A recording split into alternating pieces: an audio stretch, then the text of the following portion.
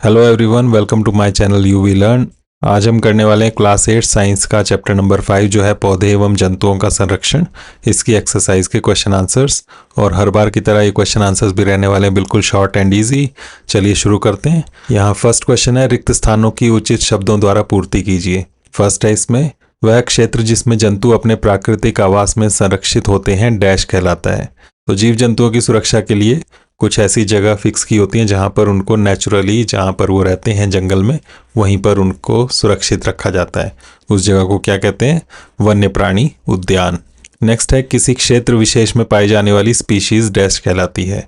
तो किसी खास जगह पर जो प्रजातियां मिलती हैं जीव जंतुओं की, उन्हें क्या कहते हैं? तो उसे कहते हैं विशेष क्षेत्रीय प्रजाति।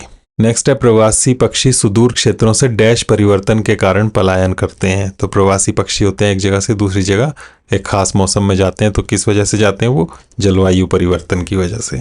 नेक्स्ट क्वेश्चन है, निम्नलिखित में अंतर स्पष्ट कीजिए। इसमें फर्स्ट है, वन्य प्राणी उद्यान एवं जैव मंडलीय आरक्षित क्षेत्र। तो इन दोनों में क्या फर्क है वो आपको बताना है। आंसर देंगे आप इस तरह से टेबल बनाकर, वन्य प्राणी उद्यान, जैव मंडलीय आरक्षित क्षेत्र। तो पहला अंतर है, यह अपेक्षाकृत छोटा क्षेत्र होता है और यह बहुत बड़ा क्षेत्र होता है। तो दोनों में हम जीव जंतुओं को बचाने के लिए एरिया फिक्स करते हैं, लेकिन वन्य प्राणी उद्यान जो है थोड़ा छोटा होता है और जैव मंडलीय आरक्षित क्षेत्र एक बहुत बड़ा एरिया होता है। वन्य प्राणी उद्यान में केवल जंतुओं का संरक्षण होता है और जैव मंडलीय आरक्षित क्षेत्र में जंतुओं, पादपों, जनजातियों का संरक्षण होता है। तो जीव जंतु जो है वो भी, पेड़ पौधे भी, और वहाँ रहने वाले जो लोग हैं, जो भी जनजातियां वहां पर रहती हैं, उनको भी संरक्षण मिलता है। थर्ड में आप उदाहरण दे सकते हैं, पेरियार वन्य प्राणी उद्यान केरल में है ये। तो यहाँ पर जीव जंतुओं को सुरक्षा दी जाती है। और जैव मंडलीय आरक्षित क्षेत्र का उदाहरण हो जाएगा नीलगिरी जैव मंडलीय आरक्षित क्षेत्र। ये तमिलनाडु, केरल और कर्नाटका में फैला हुआ है। तो आप देख सकते हैं काफी बड़े एरिया में फैला हुआ है, 3 राज्यों में फैला हुआ है, इसलिए हम बोल रहे थे कि ये बहुत बड़ा क्षेत्र होता है। नेक्स्ट है चिड़ियाघर एवं अभयारण्य। यहाँ भी अंतर बताने के लिए हम टेबल बनाएंगे, चिड़ियाघर और अभयारण्य। अभयारण्य वही है जो जैव मंडलीय आरक्षित क्षेत्र था पिछले पार्ट में, तो वही डिफरेंस, वही अंतर यहाँ पर दिखा सकते हैं हम। पहला, ये जंतुओं का कृत्रिम निवास होता है। चिड़ियाघर क्या चीज़ है? वहाँ पर कृत्रिम निवास होता है, इंसान के बनाई हुई जगह है, वहाँ पर जंतु रहते हैं। और अभयारण्य ये जंतुओं का प्राकृतिक आवास होता है, यहाँ पर ये नेचुरली रहते हैं, जंगल में रहते हैं, इनको किसी एक जगह बंद करके नहीं रखा होता है।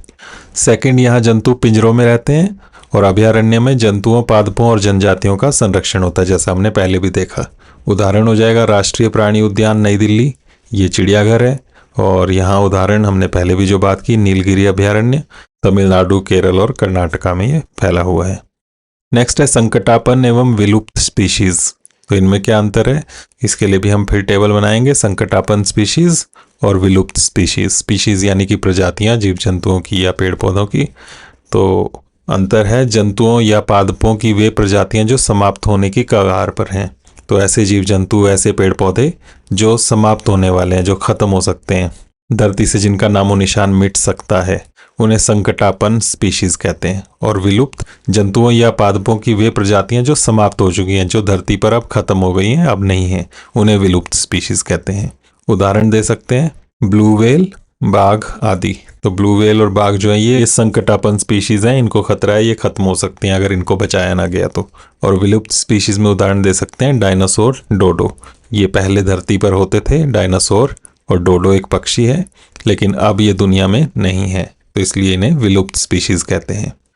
नेक्स्ट है वनस्पति जात एवं प्राणी जात। इसके लिए भी फिर टेबल बनाएंगे, वनस्पति जात लिखेंगे एक साइड और दूसरी साइड प्राणी जात। वनस्पति जात क्या है? किसी क्षेत्र में पाए जाने वाले सभी पौधे। तो जितने भी पौधे, पेड़ हैं, झाड़ियां हैं, घास है, किसी एक खास जगह पर पाए जाने वाली, उन्हें कहते हैं वनस्पति जात। और प्राणी जात किसी क्षेत्र में पाए जाने वाले सभी जंतु। तो जितने भी जीव जंतु पाए जाते हैं उसे प्राणी जात कहते हैं। उदाहरण साल, सागौन, आम आदि पचमढ़ी जैव मंडल आरक्षित क्षेत्र के वनस्पति जात हैं। तो मध्य प्रदेश में पड़ता है ये पचमढ़ी जैव मंडल आरक्षित क्षेत्र, और वहाँ पर साल, सागौन, आम आदि पेड़ पौधे मिलते हैं। तो ये वनस्पति जात हो गए उस जगह के। और इसी तरह से वहीं के प्राणी जात हैं, तेंदुआ, जंगली कुत्ता, भेड़िया। तो ये प्राणी जात में आ जाएंगे। इसके बाद नेक्स्ट क्वेश्चन है, वनोन्मूलन का निम्न पर क्या प्रभाव पड़ता है, चर्चा कीजिए। वनोन्मूलन मतलब पेड़ काटने से, जंगलों को खत्म करने से क्या नुकसान होता है, क्या असर होता है इन चीज़ों पर, किन पर। फर्स्ट है वन्य प्राणी, जंगल में रहने वाले जानवरों पर क्या असर पड़ता है, तो आंसर देंगे वनोन्मूलन से जंगली जानवरों के घर छिन जाते हैं और उनका जीवित रहना मुश्किल हो जाता है। नेक्स्ट है पर्यावरण, पर्यावरण पर क्या असर पड़ता है जंगलों को काटने से, वनोन्मूलन से प्रदूषण बढ़ता है, ऑक्सीजन कम होती है और ग्लोबल वार्मिंग होती है। तो प्रदूषण बढ़ जाता है क्योंकि पेड़ पौधे नहीं होंगे तो हवा साफ नहीं रहेगी, ऑक्सीजन की कमी हो जाएगी, ग्लोबल वार्मिंग होगी। ग्लोबल वार्मिंग को हिंदी में वैश्विक उष्णन भी कहते हैं, वो भी लिख सकते हो, मतलब धरती गर्म होती जाएगी। नेक्स्ट, गांव या ग्रामीण क्षेत्र, गांवों पर क्या असर पड़ेगा, तो गांवों में वनोन्मूलन के कारण खेती खराब हो जाती है, पानी की कमी हो जाती है और भूमि सूख जाती है।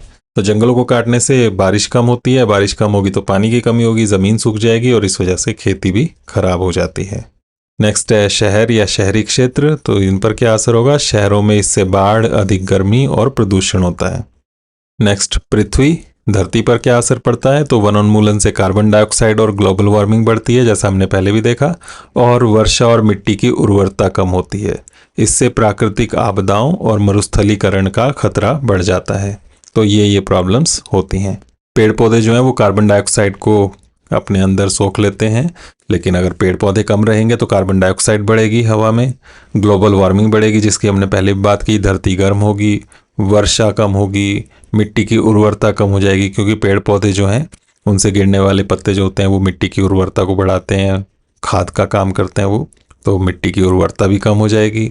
साथ में प्राकृतिक आपदाएं बढ़ती हैं, इससे सूखा, बाढ़ आदि आती हैं और मरुस्थलीकरण का खतरा भी बढ़ता है क्योंकि पेड़ पौधे नहीं होंगे तो ज़मीन रेतीली हो जाती है और मरुस्थल बन जाते हैं। नेक्स्ट, अगली पीढ़ी, आगे आने वाली पीढ़ी पर क्या असर पड़ेगा इसका, तो वनोन्मूलन से मृदा अपरदन, प्रदूषण, ग्लोबल वार्मिंग, मरुस्थलीकरण आदि समस्याएं होती हैं।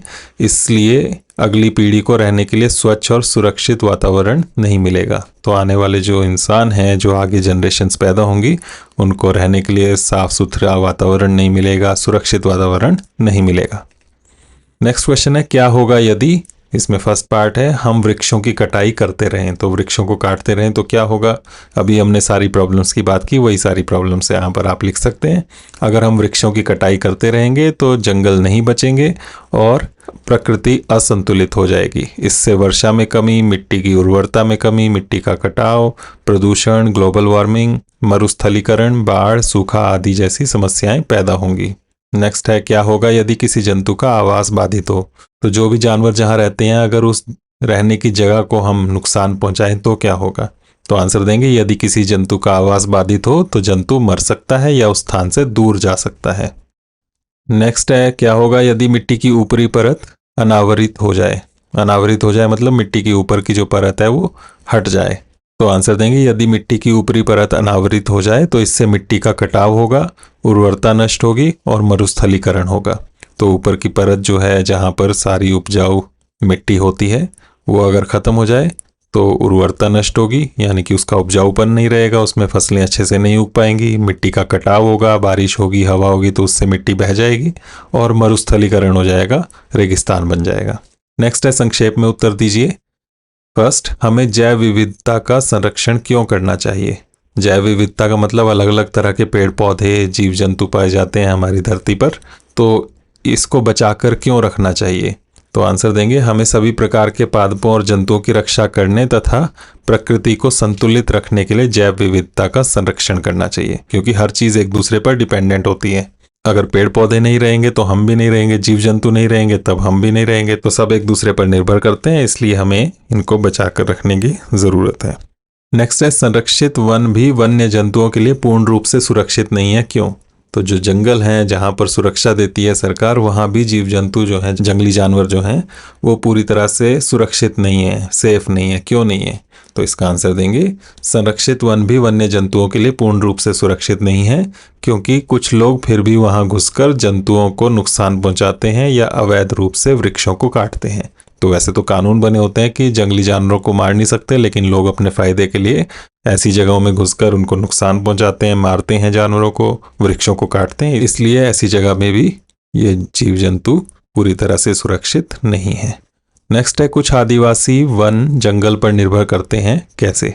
तो कुछ आदिवासी लोग होते हैं जो जंगलों के आसपास या जंगलों में रहते हैं, वो जंगलों पर कैसे निर्भर करते हैं वो आपको बताना है। आंसर देंगे कुछ आदिवासी जंगल में या जंगल के पास रहते हैं, इससे उन्हें भोजन, लकड़ी, चारा, औषधियाँ आदि जैसे बहुत सारे संसाधन मिलते हैं, तो इस वजह से जंगलों पर निर्भर करते हैं। खाना वहीं से मिलता है उनको, लकड़ी वहीं से मिलती है, जानवरों के लिए चारा मिलता है और दवाइयाँ भी पेड़ पौधों से मिलती हैं।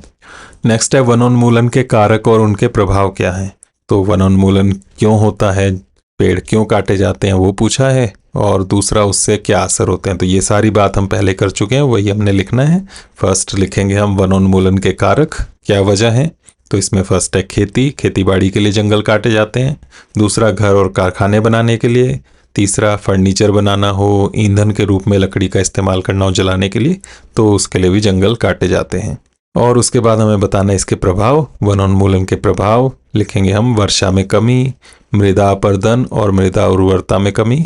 मृदा यानी कि मिट्टी, तो अपर्दन हो जाता है, मिट्टी का कटाव हो जाता है बाढ़ से, हवा से, और उसकी उर्वरता में भी कमी हो जाती है, यानी कि उसमें फसलें ज़्यादा अच्छे से नहीं उग पाती हैं। तीसरा प्रदूषण और ग्लोबल वार्मिंग। चौथा बाढ़ और सूखा। पांचवा मरुस्थलीकरण। और लास्ट जैव विविधता का ह्रास, यानी कि जो तरह तरह के जीव जंतु पाए जाते हैं उनको भी नुकसान होता है, उनमें भी कमी आती है। ह्रास भी लिख सकते हो, कमी भी लिख सकते हो, या नुकसान भी लिख सकते हो आप। इसके बाद नेक्स्ट है रेड डाटा पुस्तक क्या है। तो आंसर देंगे रेड डाटा पुस्तक एक ऐसी पुस्तक है जो उन जंतुओं और पादपों का रिकॉर्ड रखती है जो संकटग्रस्त हैं और लुप्त हो सकते हैं। तो किताब है, एक पुस्तक है जिसमें हम जीव जंतुओं और पेड़ पौधों का रिकॉर्ड रखते हैं जिनको खतरा है, जो खत्म हो सकते हैं धरती से, ताकि उनको बचाया जा सके। नेक्स्ट है प्रवास से आप क्या समझते हैं। तो आंसर देंगे प्रवास का अर्थ है किसी विशेष मौसम के दौरान पक्षियों या जंतुओं का एक स्थान से दूसरे स्थान पर आवागमन, मुख्यतः प्रजनन या बेहतर जलवायु के लिए। तो प्रवास का मतलब होता है खास मौसम में पक्षी और जीव जंतु एक जगह से दूसरी जगह चले जाते हैं, किस लिए, प्रजनन करने के लिए, बच्चे पैदा करने के लिए, या फिर बेहतर जलवायु के लिए। नेक्स्ट क्वेश्चन है फैक्ट्रियों एवं आवास की मांग की आपूर्ति हेतु वनों की अनवरत कटाई हो रही है, क्या इन परियोजनाओं के लिए वृक्षों की कटाई न्याय संगत है। इस पर चर्चा कीजिए तथा एक संक्षिप्त रिपोर्ट तैयार कीजिए।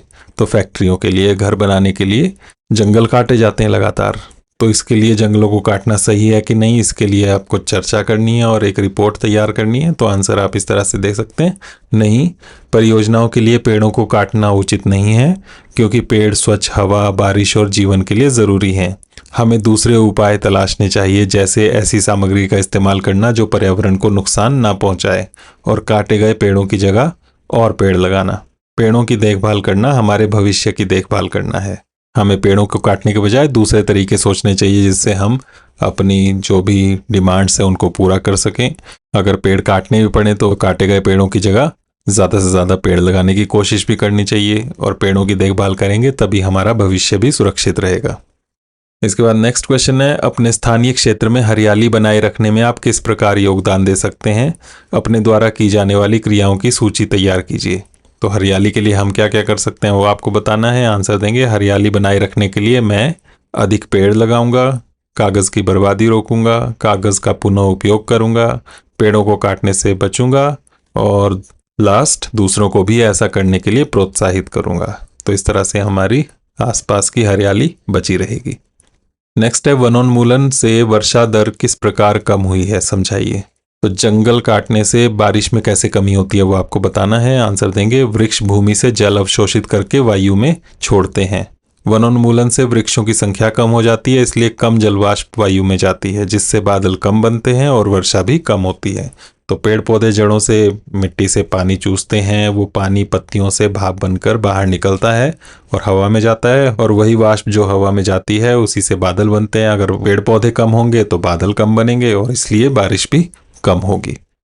नेक्स्ट क्वेश्चन है अपने राज्य के राष्ट्रीय उद्यानों के विषय में सूचना एकत्र कीजिए, भारत के रेखा मानचित्र में उनकी स्थिति दर्शाइए। तो आपको अपने राज्य में कौन कौन से राष्ट्रीय उद्यान हैं उनकी इंफॉर्मेशन इकट्ठी करनी है और मैप में दिखानी है। तो यहाँ मैं इंडिया के मैप में जितने भी हमारे राष्ट्रीय उद्यान हैं वो दिखा रहा हूँ। आप अपने राज्य के राष्ट्रीय उद्यान यहाँ पर देख सकते हैं और उनको मैप में दिखा सकते हैं। नेक्स्ट है हमें कागज़ की बचत क्यों करनी चाहिए, उन कार्यों की सूची बनाइए जिनके द्वारा आप कागज़ की बचत कर सकते हैं। तो कागज़ की बचत क्यों करनी चाहिए वो भी बताना है और लिस्ट भी बनानी है जिन तरीकों से हम कागज़ की बचत कर सकते हैं। तो आंसर देंगे, हमें कागज़ की बचत करनी चाहिए क्योंकि यह वृक्षों से बनता है और कागज़ की बचत से वृक्षों को बचाने में मदद मिलती है। और दूसरा पार्ट लिस्ट जो बनानी है, हम कागज़ की बचत कर सकते हैं कैसे कैसे, दोनों तरफ लिखकर कागज़ में दोनों साइड लिखें, पुरानी नोटबुक का इस्तेमाल करके बचे हुए पेज ऐसे ही ना फेंक दें, कागज़ की बर्बादी से बचकर जितना ज़रूरत हो उतना ही कागज़ इस्तेमाल करें, बर्बाद ना करें, पुराने कागज़ का पुनर्चक्रण करके। तो पुराने कागज़ जो भी होते हैं उनको रद्दी वाले को दे दें, वो फिर उसको रिसाइकिल कर देते हैं और उससे नए कागज़ तैयार हो जाते हैं। तो इस तरह से हम कागज़ की बचत कर सकते हैं, क्योंकि कागज़ बचेंगे तभी पेड़ पौधे भी बचेंगे। उसके बाद लास्ट क्वेश्चन है, दी गई शब्द पहेली को पूरा कीजिए। यहाँ पर ये शब्द पहेली दी हुई है और इसमें जो शब्द ढूंढने हैं उनके लिए हिंट्स दी हुई हैं। पहले है ऊपर से नीचे की ओर, फर्स्ट है विलुप्त स्पीशीज की सूचना वाली पुस्तक, ये हमने पहले भी बात की।